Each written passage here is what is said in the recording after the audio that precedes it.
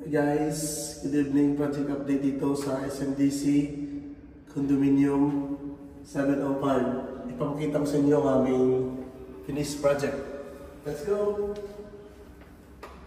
I-repost ko ito ulit na may mga gamit na. Pero ito yung aming gawa, ipapasilip ko sa inyo sa 705. Ito guys, may kitchen tayo dito. And may para sa rice cooker, microwave, then refrigerator. Tapos dito may cabinet dito. Kaya ito guys, sa hangiran ng mga damit.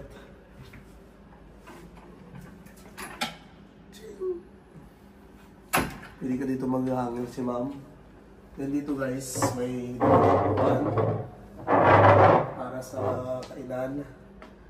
Design din guys yung kanyang dining area.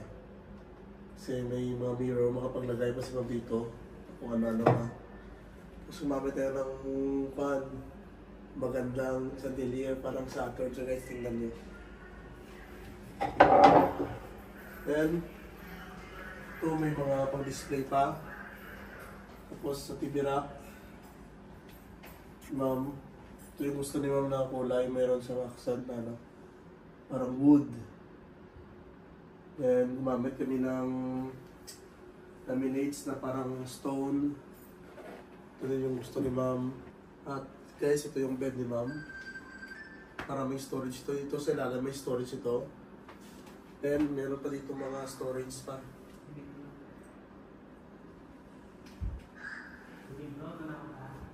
Storage din dyan. Side tables.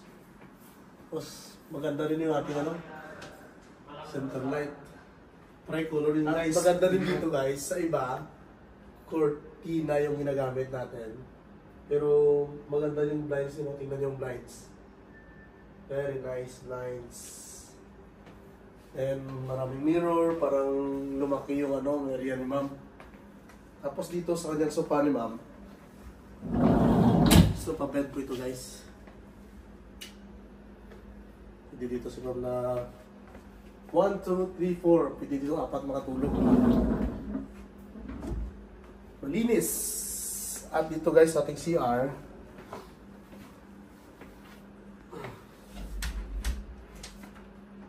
Ganda dito sa CR kasi dito sa labas ng open.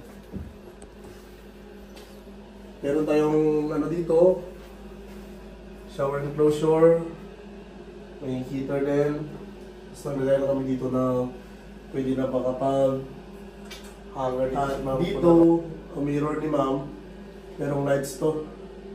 Pero ililipat namin dito yung dito.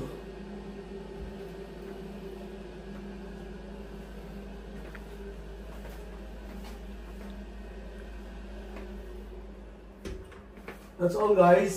Dito yan sa 705 SMDC Tower A. Thank you guys. God bless. More project to view, uploads. More project to uploads. Thank you guys. Edit ko lang yung mga mali-mali.